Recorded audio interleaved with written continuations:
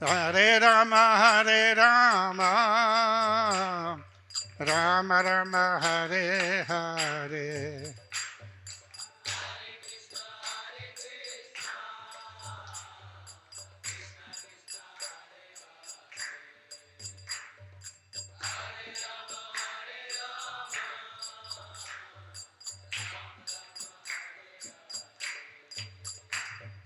Hare Krishna, Hare Krishna, Krishna Krishna, Hare Hare, Hare Rama, Hare Rama, Rama Rama, Hare Hare.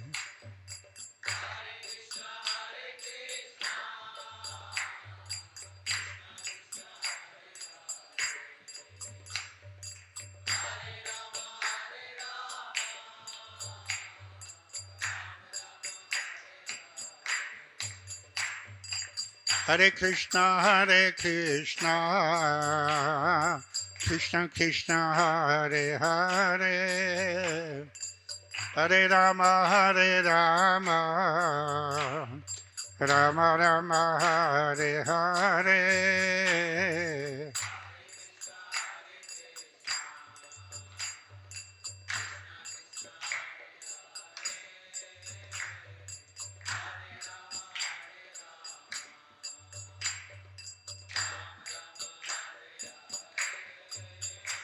Hare Krishna, Hare Krishna, Krishna Krishna, Hare Hare, Hare Rama, Hare Rama, Rama Rama, Hare Hare.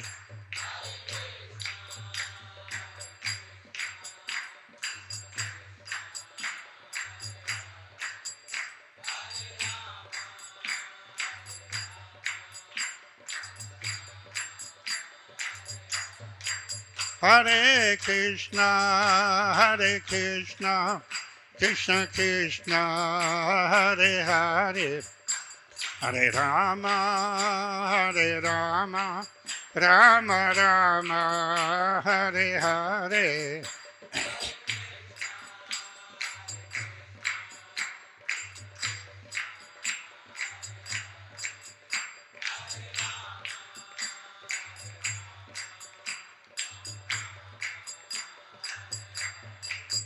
Jaya Prabhupada, Jaya Prabhupada, Jaya Prabhupada, Jaya Prabhupada.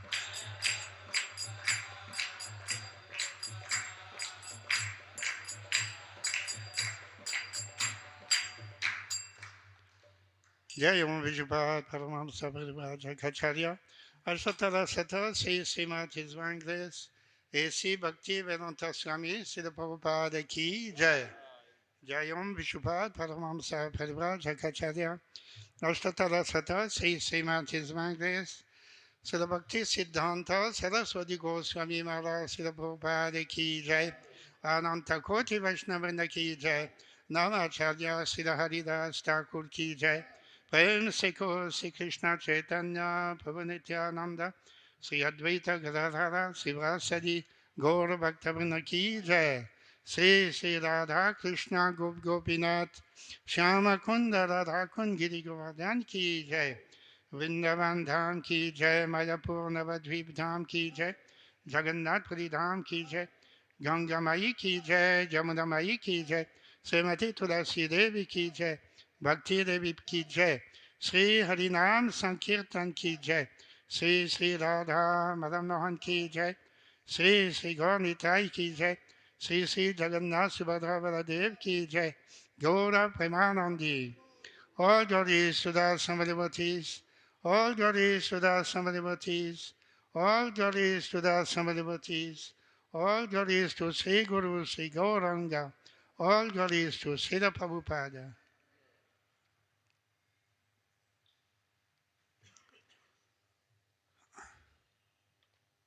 Namo Vishnupadaya Krishna Pasya Bhutade, Srimate Bhakti Vedanta Swami Niti Namine.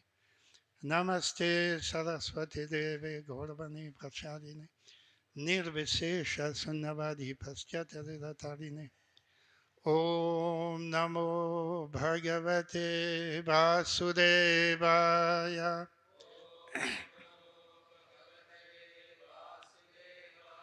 Om Namo Bhagavate Vasudevaya.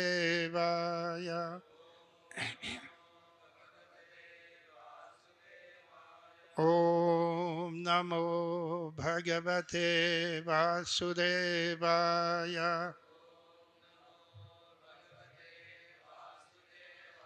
Narayanam Namaskritya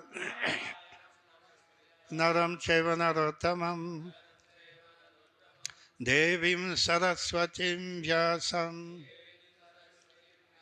Tato Jayamudirayet Nashtaprayeshu Vadreshu Nityam Bhagavata Sevaya Bhagavati Uttamasloke Bhaktir Bhavati Naistiki. Sri Sri Gauritai ki jai. Sri Sri Radha Madan Mohan ki jai. Sri Sri Jagannath Subhadra Baladev ki jai. Srila Prabhupada ki jai.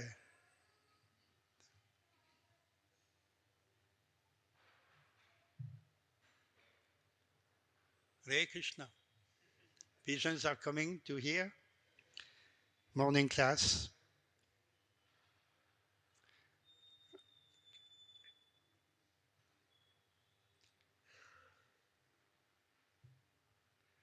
So for the next few days, we shall speak about His Divine Grace, Srila Bhakti Siddhant Saraswati Thakura Maharaj, Srila Prabhupada, in the morning, because as a special event, his appearance is on the 29th of this month, and this appearance is a little special because it is the 150th appearance day. So Bhakti Siddhanta Saraswati Thakur appeared in the year 1874. So if you add 150, it comes to 2024. So it is a great opportunity for all of us, although we are not, as for myself, I can say, I'm not qualified to speak about our Param Guru, Srila Bhakti Siddhanta Saraswati Thakur, who is a Sakyavesha avatar, having re-established on a firm foundation the Gaudiya Vaishnava philosophy and movement of Chaitanya Mahaprabhu after Srila Bhaktivinoda Thakur earlier. They are related as father and son. Father Bhaktivinoda Thakur, son Bhakti Siddhanta Saraswati Thakur, but actually both of them on the transcendental platform. There is no question of father and son in this way, from a material consideration.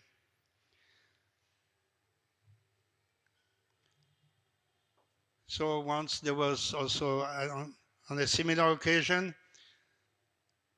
it was the celebration of the appearance of Srila Bhakti Siddhanta Saraswati Thakur, and Srila Prabhupada a few days before that had told his disciples that you prepare some offering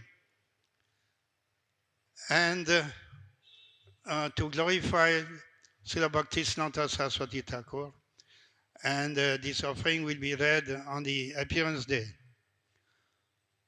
So on the appearance day, Srila Prabhupada was in Los Angeles, and so everybody was expecting Srila Prabhupada to speak about his Guru Maharaj.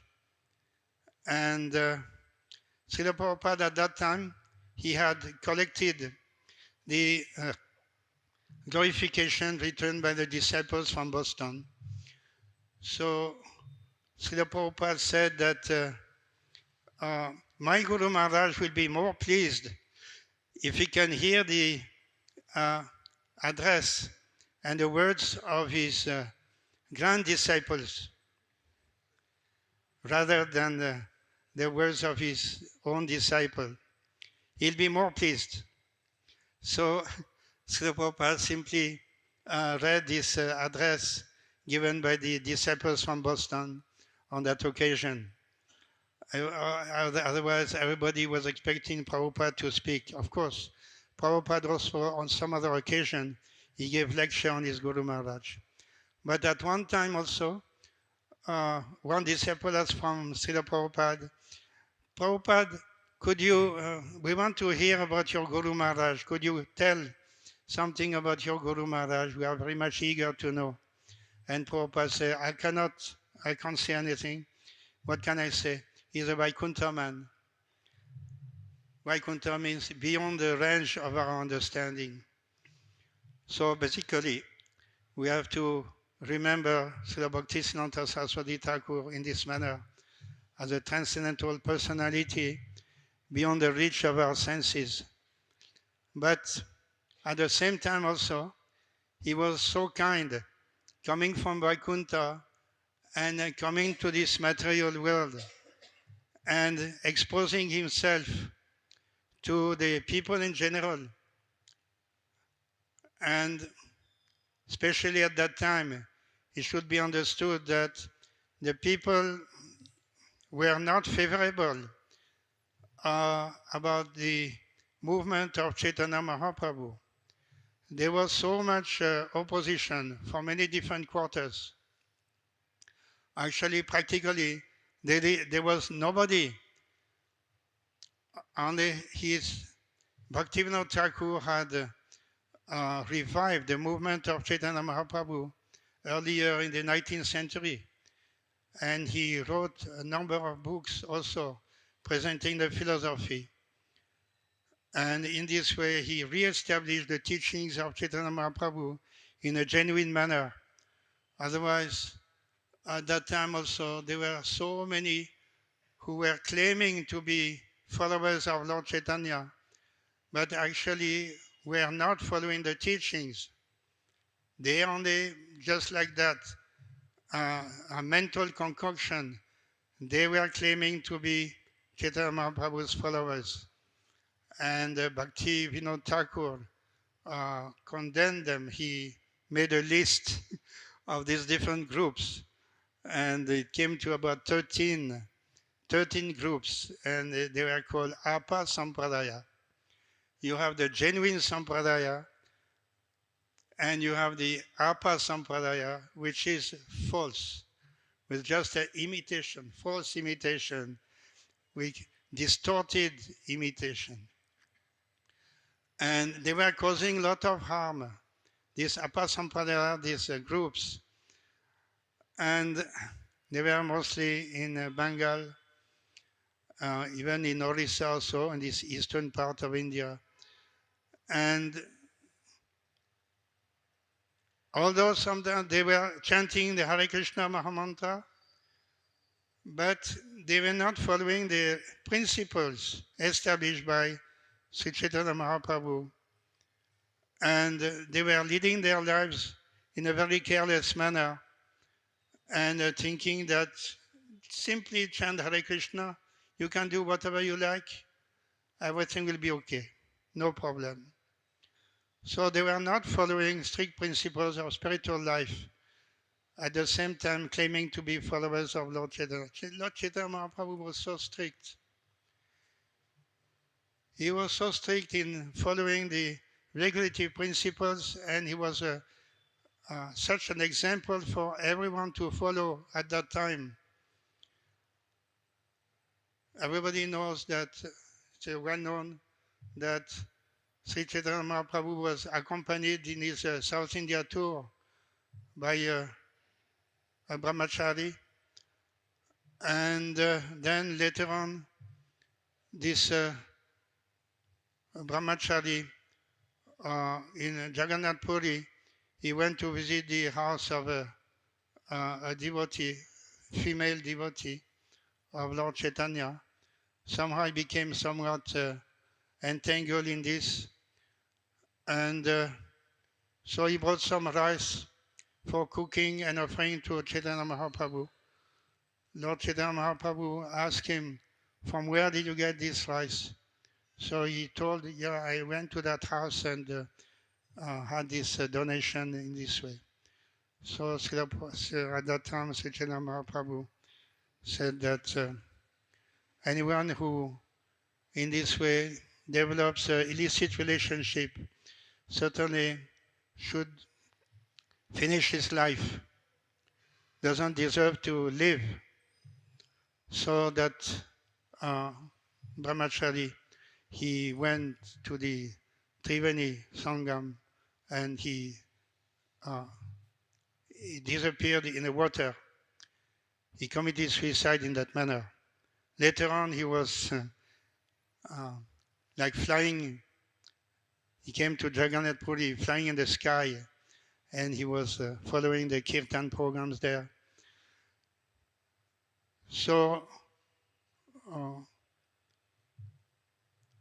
Chaitanya Mahaprabhu followed such a strict way of life that certainly anyone who claims to be a follower of Lord Chaitanya also should have followed the same principles. Otherwise, it is simply a joke. So at the time of Bhaktivinoda Thakur, many such groups were there. But Bhaktivinoda Thakur, he very strictly, he re-established the teachings of Chaitanya Mahaprabhu on a firm basis. And especially by the writing of books and establishing, Bhaktivinoda Thakur established Namhatta programs to distribute the Harinam Sankirtan throughout West Bengal in all the villages. So he did so much preaching activities, and then he trained his son, Srila Bhakti Siddhanta Saraswati Thakur, in the same manner, following the strict principles and also publishing books. So we can see this relationship, father and son, in a transcendental way. It gave a new shape to the movement of Chaitanya Mahaprabhu. So speaking about Srila Bhakti Siddhanta Saraswati Thakur, in this way, the Vaikuntha man, and it is not possible to accurately describe all his qualities. Srila Prabhupada, in some of his lectures, he mentioned that the characteristics of his Guru Maharaj were extraordinary from the very beginning of his appearance. He appeared in Jagannath Puri, in the house of Bhaktivinoda Thakur as his son and Bhagavati son. And at the time of his appearance, the what is called the thread from the mother, no, what is called umbilical cord, was wrapped from just like a Brahmin thread on the chest of Srila Bhakti Siddhanta Saraswati Thakur. At that time, his name was Bimal Prasad. So Bimal Prasad, from the very beginning, he exhibited Brahminical culture in this way. Later on, at the time of Ratiyatra, Bhaktivinoda Thakur was the magistrate, so he was the head of the administration of the temple of Jagannath. And so the Ratham stopped in front of his house on the Grand Road. I think most of you may have visited this house, which is a Gaudiya Math ashram now. So the Ratham stopped, and all the organizers and other people pulling the rope, but the Ratham would not stop, would not go. So they brought the elephants and trying to push the Ratham and so on. like this. They tried their best. But apparently the Lord Jagannath didn't want to move. And in this way, it was stopped in front of the house of Bhaktivinoda Thakur.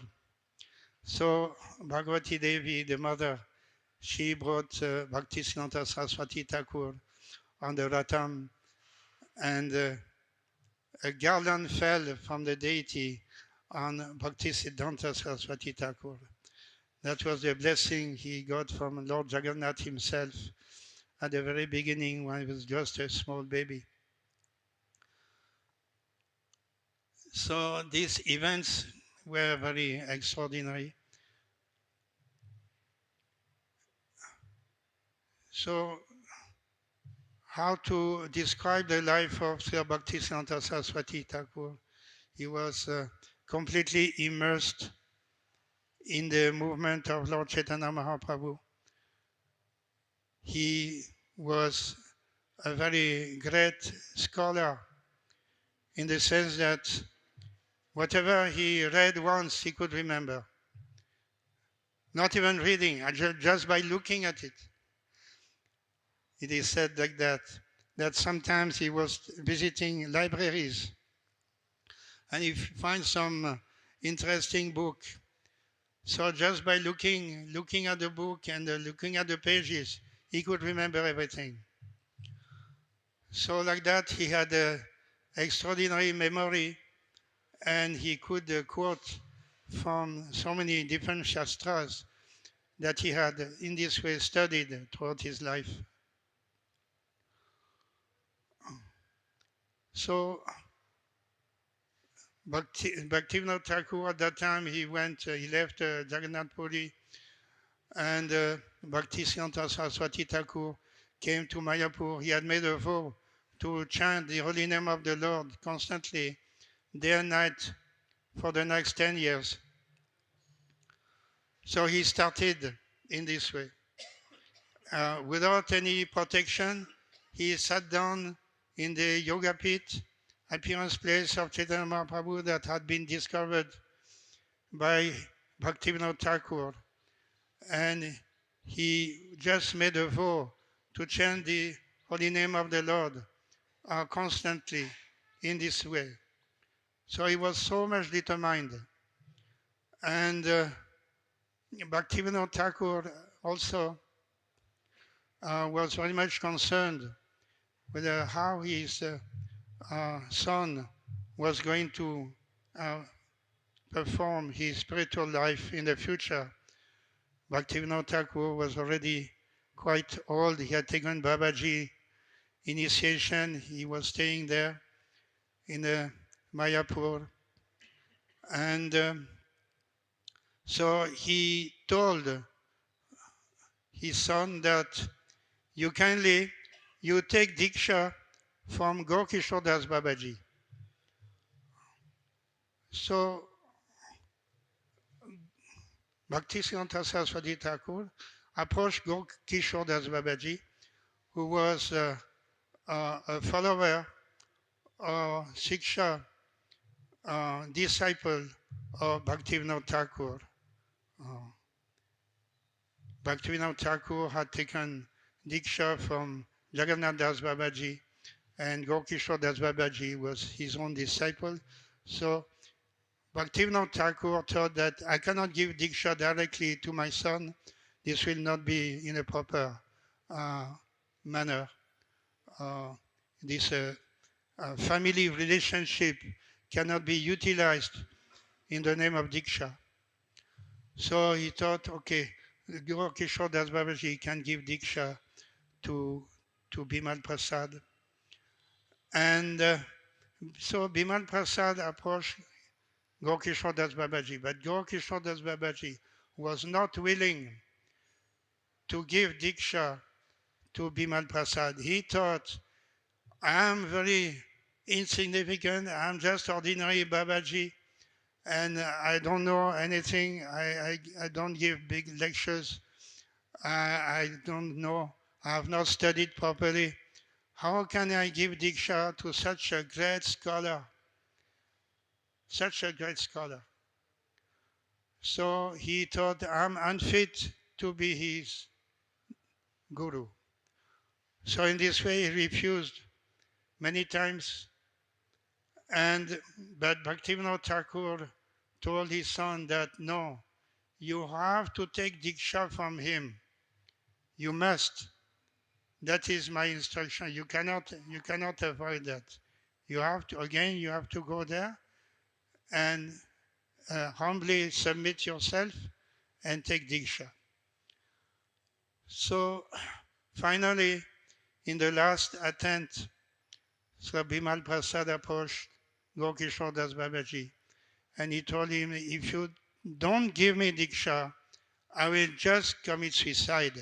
I'll jump in the Ganga and I'll commit suicide. So Gaur Das Babaji then understood, so now I have to give him Diksha. In this way, he gave Diksha very kindly. Later on, Gaur Das Babaji told Bhaktisiddhanta Saraswati Thakur, his disciple, that you are chanting the holy name in an isolated place in Mayapur, even though, of course, it is a very holy place, appearance of Chaitanya Mahaprabhu. No doubt it's very holy, sanctified place, but you will be able to serve Chaitanya Mahaprabhu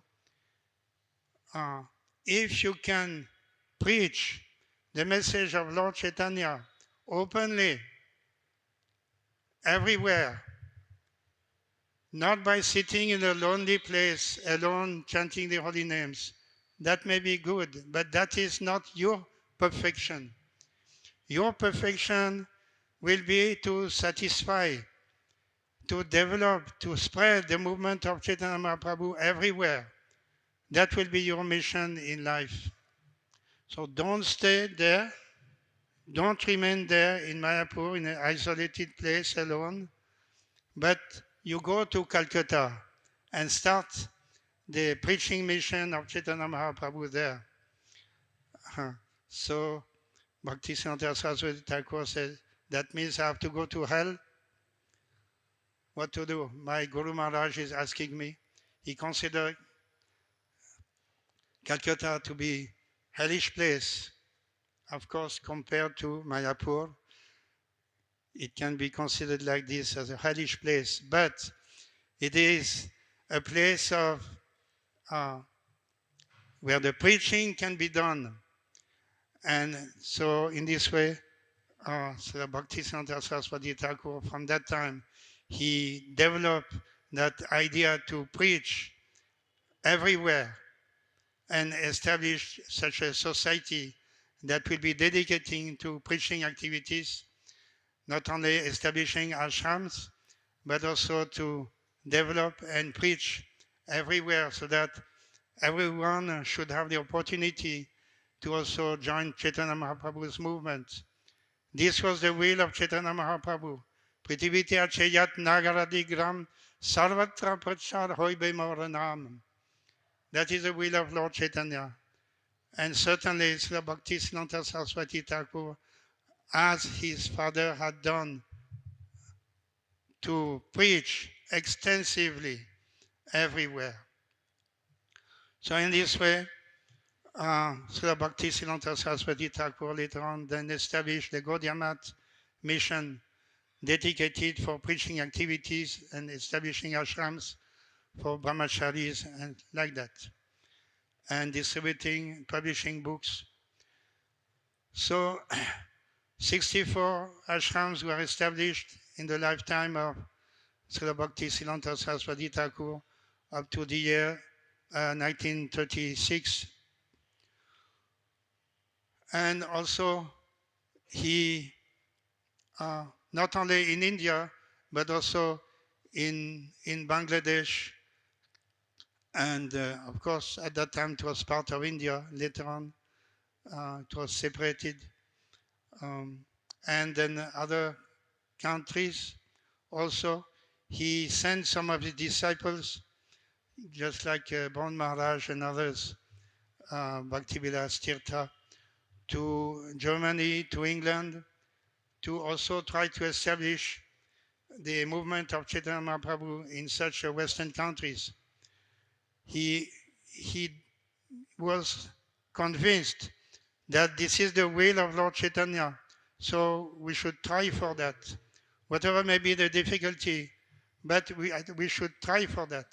So some of his very most advanced and learned sannyasis went there. So they arranged for some meetings. They had some lectures in some high intellectual places, speaking to some intellectuals in this way.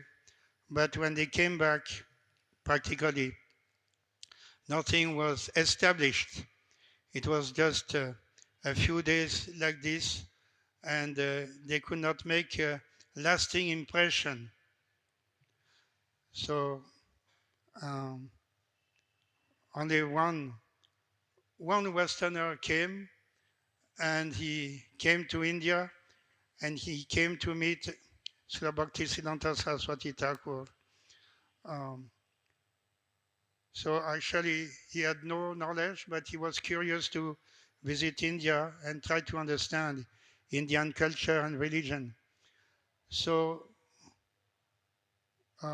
he went to many different temples,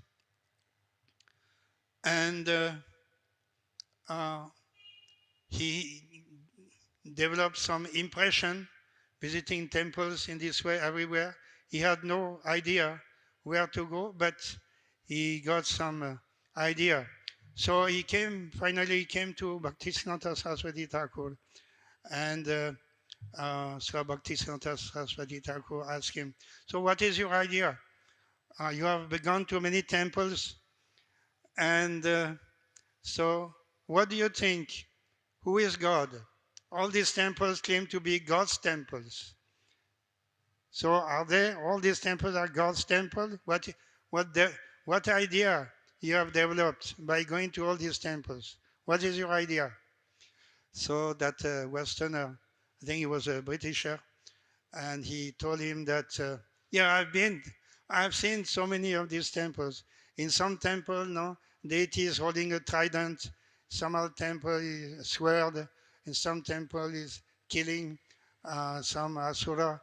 And some temple is all different.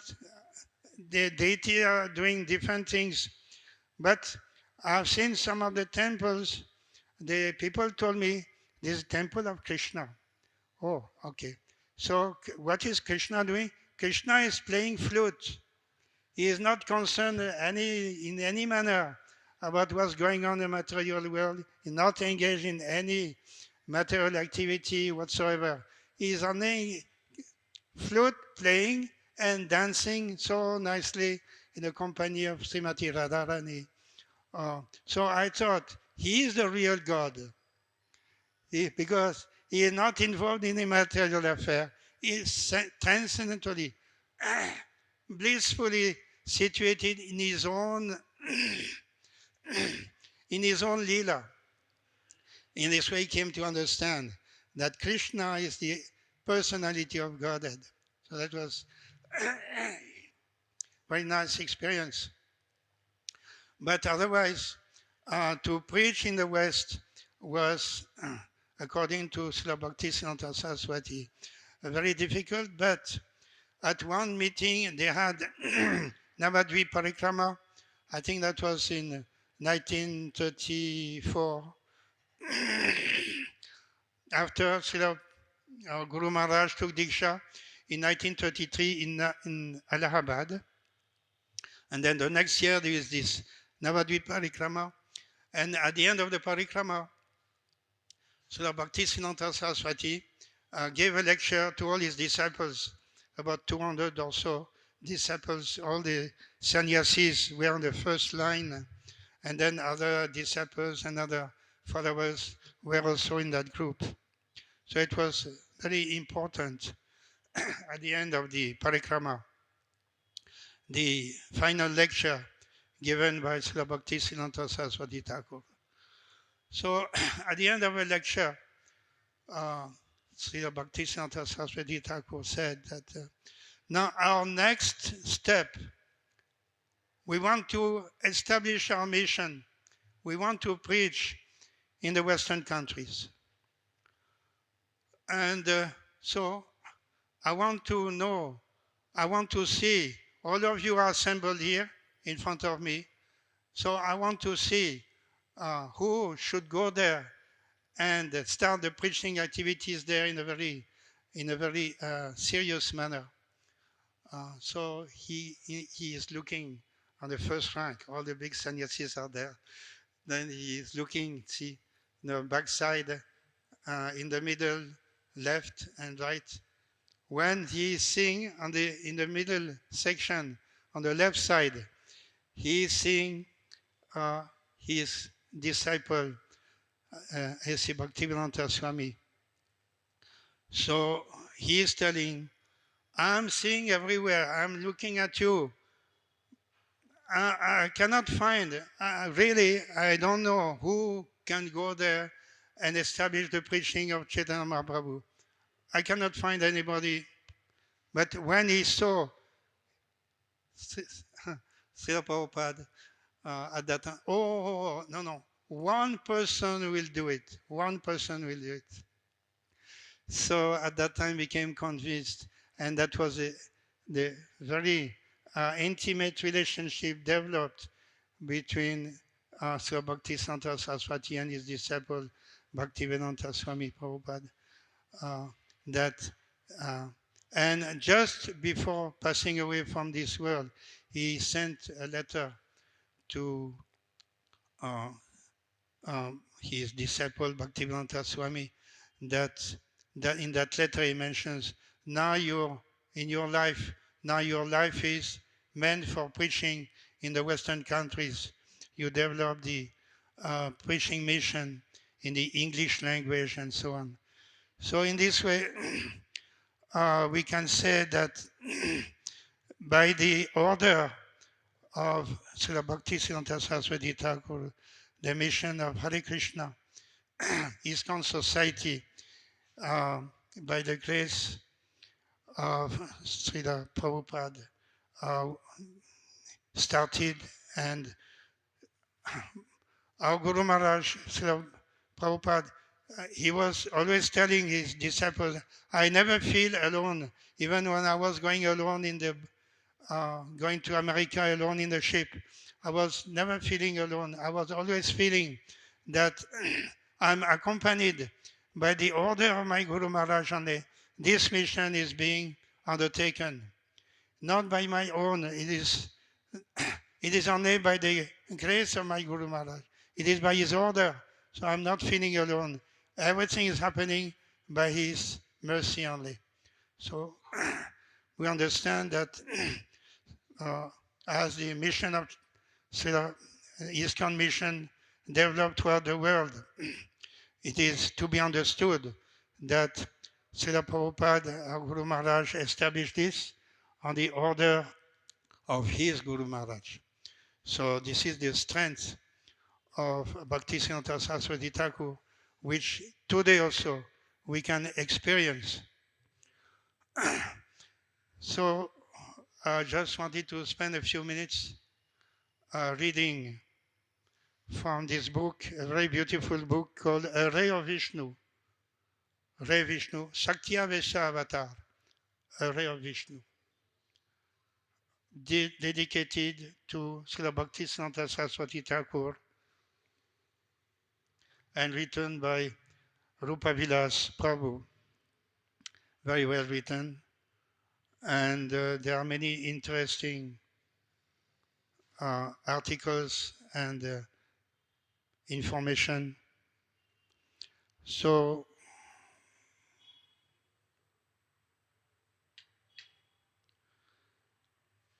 as I was telling that so much opposition was there at the beginning or in the 19th century and the beginning of 20th century, this opposition was there from this Apa Sampradaya and then a Smarta community, Smarta Brahmanas, Smarta means that they were thinking, we are following strictly Varnashram Dharma.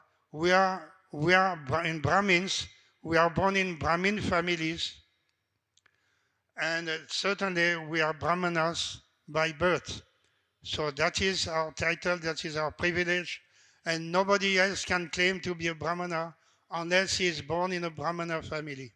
So that is the idea of these Smarta Brahmanas. This is not the philosophy of Lord Chaitanya Mahaprabhu. So they are on the opposite side, they are objecting that those born in non-Brahmin family should receive Diksha and should receive Brahmin initiation, should be engaged in deity worship, especially Salagram Sila, and like that. They were objecting. Even to this day also, they are still there, but not so strong as before. So that is one type of opposition. Another type of opposition was the rulers, the Britishers, who were ruling India. Calcutta was their capital city. From there, so many people belonging to the British administration, and they also met Bhaktisiddhanta Saraswati in conversations and putting forth questions, questioning the validity of Chaitanya Mahaprabhu. They were, of course, from Christian families, and they were objecting in this way. So Bhaktisiddhanta Saraswati never refused to have this type of encounters. He was willing to preach to anyone, to have conversations, question answers. Yes, you have so many doubts. Yeah, I'm ready. I'll give you the answer. And just to give some example, these Britishers, Christian people, they were telling, oh, you are following Srimad Bhagavatam? What is this Srimad Bhagavatam? What is the teachings of the Bhagavatam? That you are worshipping Lord Krishna. Lord Krishna is engaged in so-called Rasa Lila, engaged in loving affairs with young girls in his village. And you say he is God. He is giving the proper religious principles. What kind of principles are you following? You are following such a person as God, and he's showing such a bad example, illicit relationship with the young girls. This is your religion? That type of opposition was there. So everything, all types of opposition was dealt with the Bhaktisiddhanta Saraswati Thakur. For instance, the Smarta Brahmanas, they had organized a conference with the help of their friends. And so one powerful Zamindar had arranged for a three-day conference. And the conference was about Brahmanas. Brahmanas are the top section of society. That is the subject matter of the conference. And all the pandits, all the learned people, especially belonging to this Smarta community, they had been invited to give lectures and to establish these Brahmanas are the top of the society. So, by the way, Bhaktisiddhanta Saraswati also had become a little famous, and he had been invited to this meeting also. So he was the last speaker. After all the other speakers, they had glorified the Brahmin community, those who are born in Brahmin family. They are on the top of the society. That was the theme of the lectures throughout. And he was the last speaker. So he spoke in two sections. First part of his lecture, he glorified the Brahmin community. Yes, the Brahmanas are most exalted personalities, and he quoted from scriptures to establish the Brahmanas as the top of the society, but also establishing that the Brahmanas by equality, Samodamo tapasto cham chantira jamamayevacha jnanam vijnanamastikyam brahma karma swabhavajam. This Bhagavad Gita establishes the Brahmin as the top of the society, those who are guiding the entire society because of their qualities and their activities. So that was, in this way, the first part of Srila Bhakti Siddhanta Saraswati. Everybody was glad to hear this lecture, and everybody in this way satisfied. Then came the second part. Second part was about Vaishnavas. So Brahmanas, Vaishnavas. Second part, Vaishnavas. So Bhaktisiddhanta Saraswati Thakura started to speak about the most exalted position of the Vaishnavas. The Vaishnavas are transcendental to the Varnashram Dharma even. They are completely on the spiritual platform. And he quoted from all Shastras, quoting from all to establish the superior position of the Vaishnava, even above the Brahmanas. Brahmanas are situated in Sattvagun, but the Vaishnavas are beyond Sattvagun. They are transcendental to even to the gunas. So they are nirguna in this manner. So that was the second part of his lecture. So in the audience, nobody really could follow, except a very few. And they were stunned to hear this lecture, Brahmana or Vaishnava. It has been published in a book also. I should be read also at the appropriate time. But today, I will just read a few lines from an interview with Pandit Shamsundar Chakrabarti, a leader of the independence movement, and at that time, the chief editor of Servant and Vasumati, an English magazine. So a very learned personality. And he came to meet Bhaktisiddhanta Saraswati, and he's asking questions. First question, what is Maya? Bhaktisiddhanta Saraswati says, the derivative meaning of Maya is what is measurable. Bhagavan is the Lord of Maya. He cannot be measured. Where there is an attempt to measure God, there is Maya and not God. Ma means not, and Ya means what. That is, what is not God is Maya. The Maya, as said in the Srimad Bhagavatam, is not like the Satan in the Christian theology, a separate entity from God, altogether another entity. According to the Bhagavata school, Maya is in Bhagavan in the condensed state. In order to award condign punishment on this atomic sentience, that is the jivas, controllable by Maya.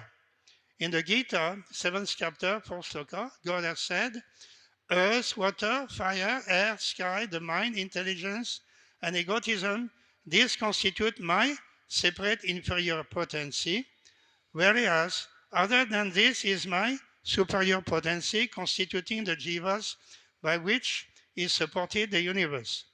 This inferior potency is the Maya potency.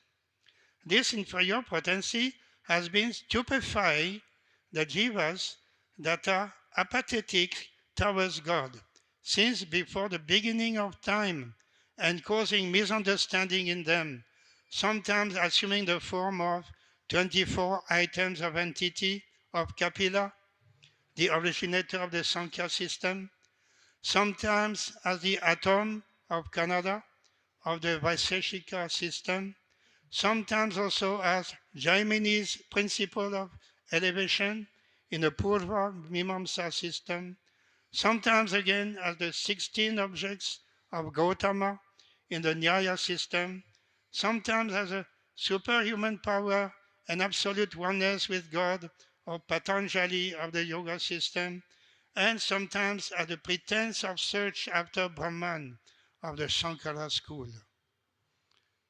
Then next question. Why does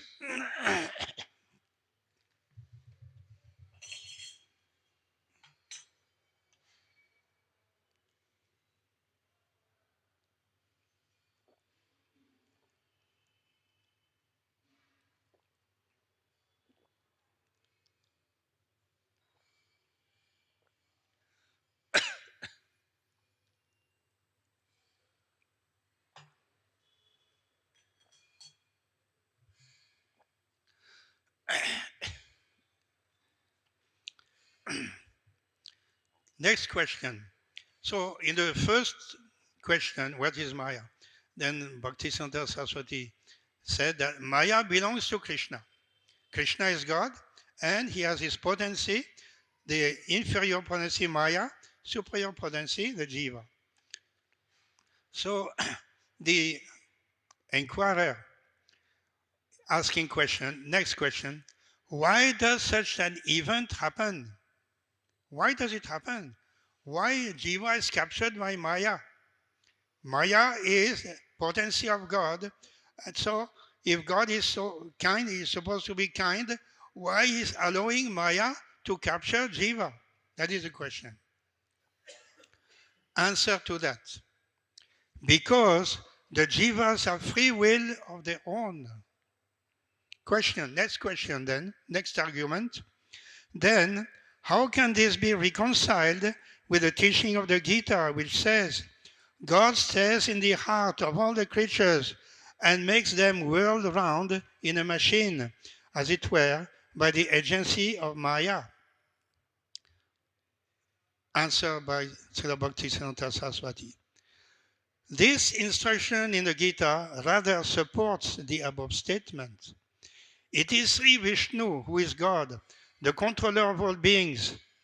God gives the jivas the fruit according to their performance of karma. Jiva is the doer and God is the giver. God's authority is seen in the giving of the fruits and governance of the cause and effect. So God is the giver of the fruit and the jivas, the enjoyers thereof. Next question.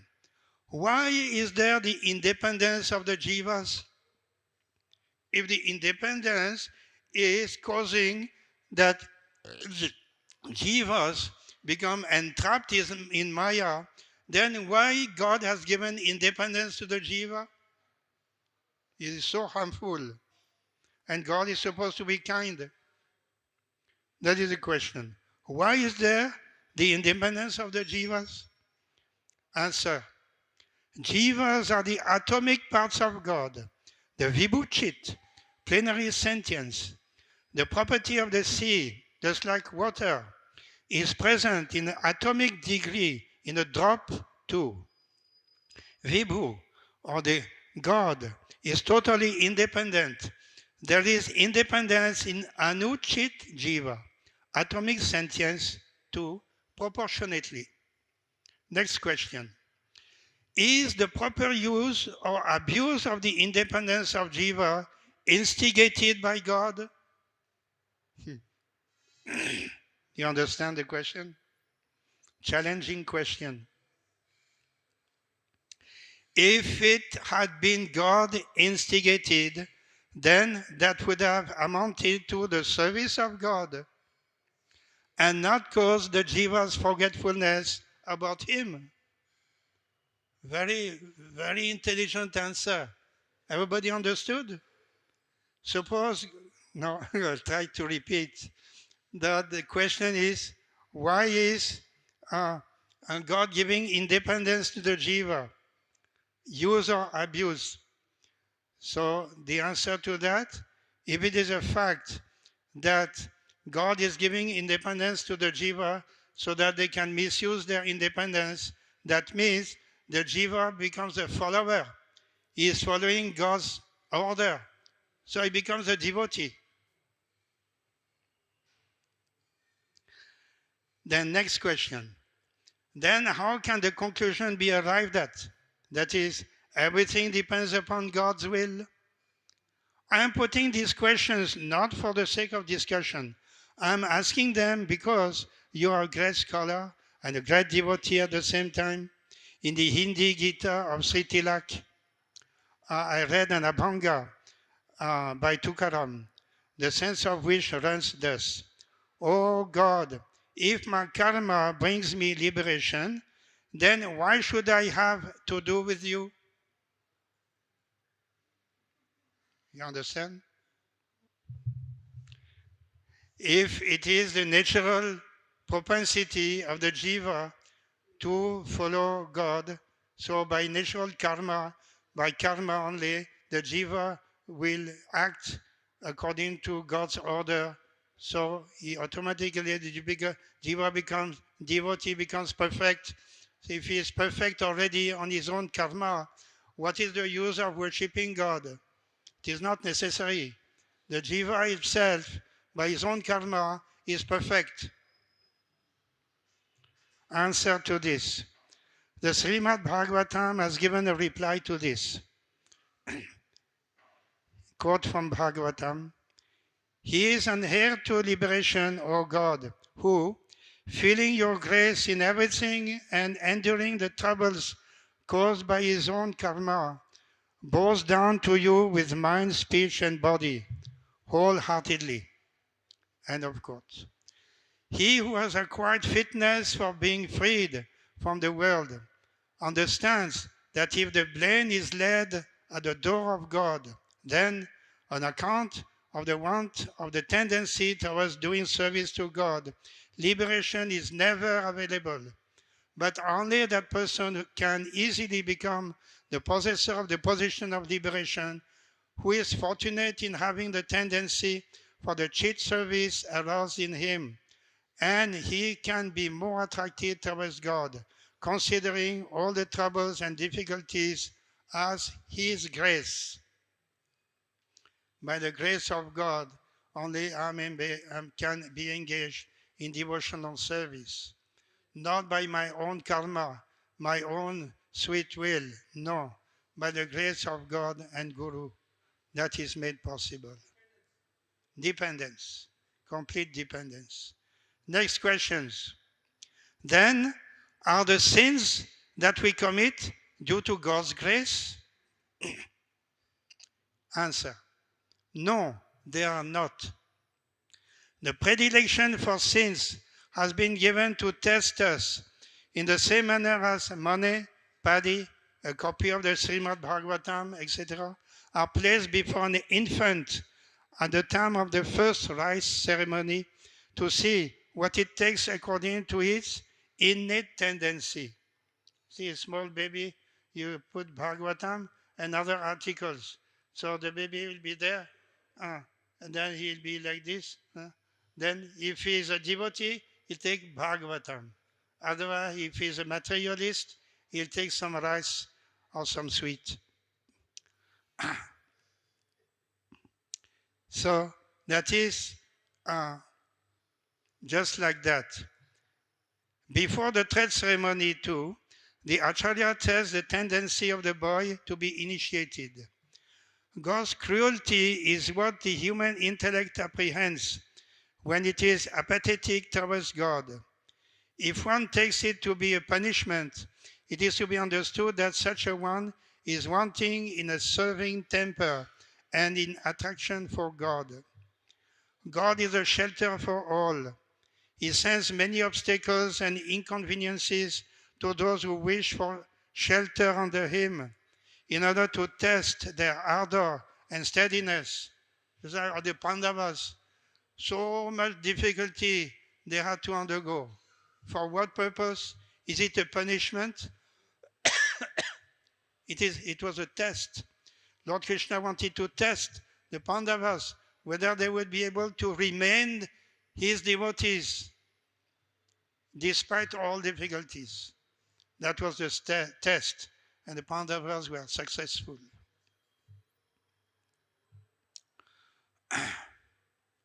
For example, when the Vaidya prescribes bitter and astringent medicines and distasteful diets, or the doctor opens the abscess with his lancet, if the patient is displeased with them on the ground that they are cruel and not his well-wishers, his decision is wrong, as he has taken his real friends to be enemies. The divine potency, Maya, has kept tempting objects as exhibits for alluring me, just as a fishing hook or the net or the rat trap or the chain is said to delude fish, rats, or elephants. The object is that I may thereby get more and more entangled in the worldly meshes. Misled by these deluding traps, sometimes I become a wanton performer of misdeeds, sometimes a philanthropist doing good deeds, sometimes again consider oneness with non-distinct Brahman as good for me, feeling a high regard for the doctrines of Buddha, Shankaracharya, or Kapila. Maya Devi has placed in order alluring things according to the diverse temperaments of the persons who are deluded by the tenets of karma or jnana due to their having desires for things other than the truth. Jiva will attain his true well-being when he engages himself in the accounts relating to God. There is no other way thereto. God does not set up obstructions against anyone, and he is not the destroyer of Chaitanya Dharma or sentience in him. It would have been an act of cruelty on his part if he had placed obstacles against this sentience. He is only informing the sentient entities of what is the proper use of their sentience and what are its abuses.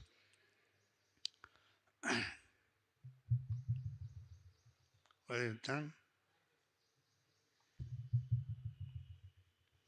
Okay, just